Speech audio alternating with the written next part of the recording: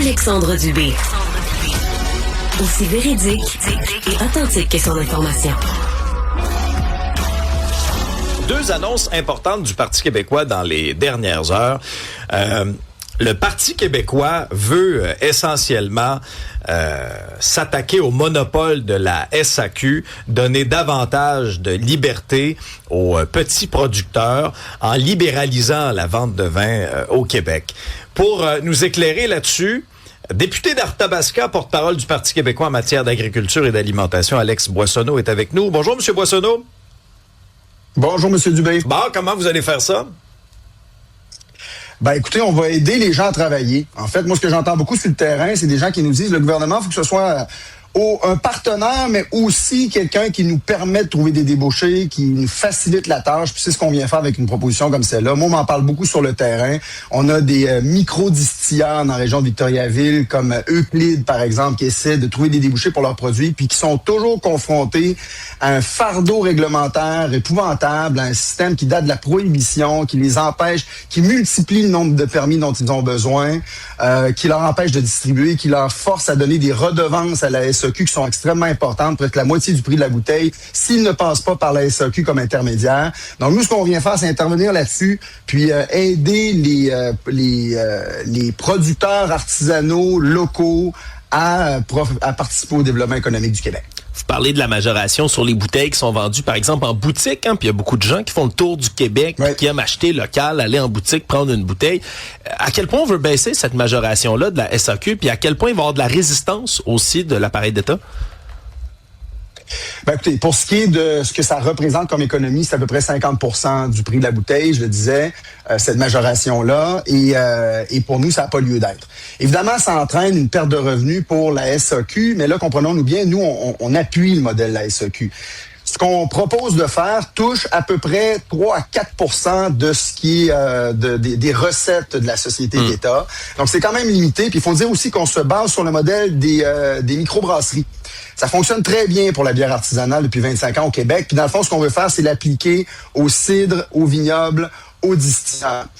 Essentiellement, ce qu'on avait estimé du côté des microdistilleurs, c'est que ça serait une perte de revenus dans l'immédiat qui pourrait tourner autour de 25 millions pour la SAQ. Donc, il y aura peut-être une résistance là, mais il faut rappeler que la SAQ, c'est 70% des vins, la grande majorité des vins d'importation. Puis il va y avoir un effet de levier aussi, parce qu'en trouvant des débouchés pour les producteurs locaux, on va augmenter la production, éventuellement avoir plus de revenus aussi qui sont générés par le biais des taxes. Donc, la population va y trouver son compte aussi, là. C'est pour nous une mesure gagnant-gagnant. Tout ce qu'on fait, c'est qu'on adapte un système à la réalité de 2026 en se fondant sur le modèle des microbrasseries qui a très bien fonctionné. À notre avis, c'est quelque chose qui aurait dû être fait depuis longtemps. Vous pensez quoi du retour des produits américains sur les tablettes? Nous, ce qu'on avait dit au départ, c'est que ça s'inscrivait dans une mauvaise perspective, dans le sens où c'était pas une mesure structurante dans la négociation avec les États-Unis. Ce qu'on a toujours reproché au gouvernement à l'heure actuelle, c'est de fonctionner à tâtons, c'est de pas avoir de plan clair pour la suite des choses, d'attiser parfois des frustrations du côté américain alors qu'on est en pleine négociation. Ça a été le cas, par exemple, quand Mark Carney s'est retrouvé en Chine à vanter une entente avec les Chinois, qui est évidemment un concurrent important des États-Unis, alors qu'on était en négociation avec les États-Unis. On avait dit, nous, pour ce qui est du boycott des produits américains, que c'était pas la façon de faire dans une négociation en bonne et due forme avec un partenaire qui est quand même le partenaire le plus important du Québec. Donc, c'était pas de cette façon-là dont on voulait procéder a priori quand on l'inscrivait dans une négociation large avec notre premier partenaire commercial. L'autre grosse annonce du Parti québécois, les chauffeurs à rabais, le fameux phénomène de chauffeur Inc. Le PQ s'engage à mettre fin à ce véritable fléau qui a été la cause de plusieurs accidents dramatiques. La CAQ nous avait annoncé un plan pour un petit peu mieux encadrer notamment le transfert de permis de conduire, par exemple un permis ontarien à un permis du Québec, avec une formation, des examens à passer.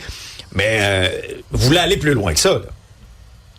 Non, absolument. Absolument, nous. Puis je suis vraiment content qu'on en parle ce matin puis qu'on puisse utiliser cette occasion-là pour parler de l'annonce parce que ça fait au moins 1 an qu'on travaille sur le dossier, même davantage, je vous dirais, avec mon collègue Joël Arsenault. On a fait plusieurs sorties là-dessus. Il y a eu un laxisme, tant du côté d'Ottawa que du côté de Québec là-dedans, qui a fait en sorte qu'on a transformé nos routes au Québec en une espèce de Far West. Ça a des conséquences non seulement sur la sécurité publique, parce que des camionneurs à rabais, parfois même du camionnage illégal, qui a été très souvent, on parle de 1200 fois là, dans les derniers mois, les dernières années, impliqués dans des incidents, parfois qui ont causé la mort. Donc, il y a un enjeu de sécurité publique important, mais il y a aussi un enjeu important pour l'industrie, parce que l'utilisation de ces chauffeurs à rabais-là, juste pour rappeler aux gens qui nous écoutent, c'est quoi? Là, c'est de traiter comme des entrepreneurs indépendants des camionneurs qui ne sont pas des camionneurs artisanaux, là, ils ont pas leur camion, quoi que ce soit. C'est juste une façon pour certaines compagnies douteuses, souvent des compagnies à numéro qui proviennent de l'Ontario, qui utilisent aussi des personnes immigrantes qui sont exploitées là-dedans aussi, il faut le dire, à travers le camionnage illégal, et qui ne leur payent pas d'avantages sociaux ou rien, donc permet d'offrir des services à moindre coût, souvent pour ces compagnies-là qui utilisent cette méthode. C'est une économie de 30% même d'avantages. Et là, il y a une concurrence déloyale pour le reste de l'industrie. Donc, ça a un impact important pour les gens. Il va falloir augmenter les sanctions, il va falloir augmenter la surveillance. Bon, vous parlez il y a vraiment un travail à faire là-dessus. Vous parlez de la surveillance, parce que moi, ça me fait capoter cette histoire-là, là, qu'on est sur des routes, des chauffeurs qui savent même pas à moitié il est où le reculon, là, tu sais, quand ils conduisent leurs 53 pieds, là, puis là, ils sont autour de nous, là, tu sais, sur la 40, sur l'autoroute 20. J'ai fait, je sais plus trop combien d'entrevues, M. Boissonneau, avec les représentants, notamment des contrôleurs routiers, qui disent, on voudrait bien, nous autres, en faire plus. On n'en revient pas de ce qu'on voit, de ce qu'on constate sur différentes caméras de surveillance, mais on peut pas être sur la route. Il y avait tout l'enjeu de les armer. Après ça, des heures d'ouverture des postes de contrôle.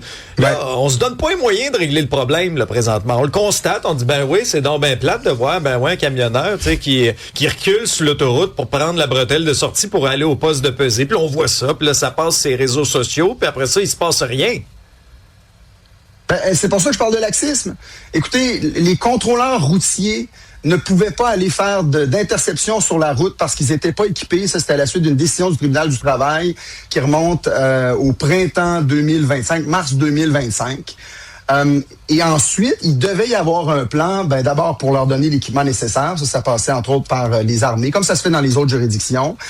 Mais le gouvernement devait s'assurer de donner la formation rapidement, puis permettre de repartir sur la route aussi pour faire ces interceptions-là le plus rapidement possible, même s'il devait être accompagné de policiers, là. Parce que, écoutez, pendant trop longtemps, il y a des camionneurs illégaux qui se promenaient sur les routes.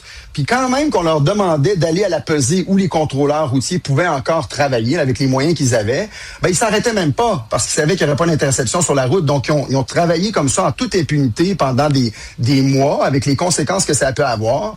Et le gouvernement a tardé à agir. Donc là, nous, ce qu'on dit, c'est qu'il va falloir, par exemple, élargir les heures de la pesée à la frontière de l'Ontario. Parce qu'il faut le dire, là, c'est un phénomène qui est essentiellement ontarien. Pas qu'ontarien, mais très lié à ce qui se passe en Ontario. Il va falloir s'assurer de donner des données aux contrôleurs routiers aussi. L'accès aux données, par exemple, au fameux logbook des camionneurs pour voir si les heures sont respectées. Puis ce qui est très important aussi, là, c'est de comprendre que les camionneurs illégaux ou les camionneurs à rabais sont très souvent eux aussi exploités.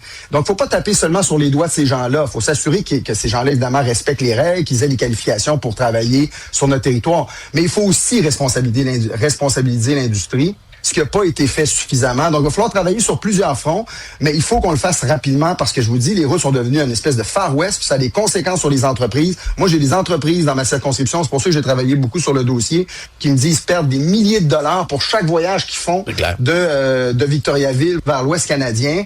Ça tue des entreprises, littéralement, ça. Et nous, au Parti québécois, ça fait longtemps qu'on dénonce. On comprend pas que les gouvernements, entre autres le gouvernement Fréchette-Legault, mais même aussi à Ottawa, parce que on peut engager ces gens-là par une faille administrative, entre autres avec le formulaire T4A, qui permet à des entreprises, il y a eu un resserrement dernièrement, mais c'est pas suffisant, là, qui permettait à des entreprises d'employer des chauffeurs au rabais. Mais il va falloir aller beaucoup plus loin, beaucoup plus vite, puis c'est ce que le Parti québécois s'engage à faire. Alex Boissonneau, député d'Arthabasca et porte-parole du PQ en matière d'agriculture et d'alimentation. Merci beaucoup.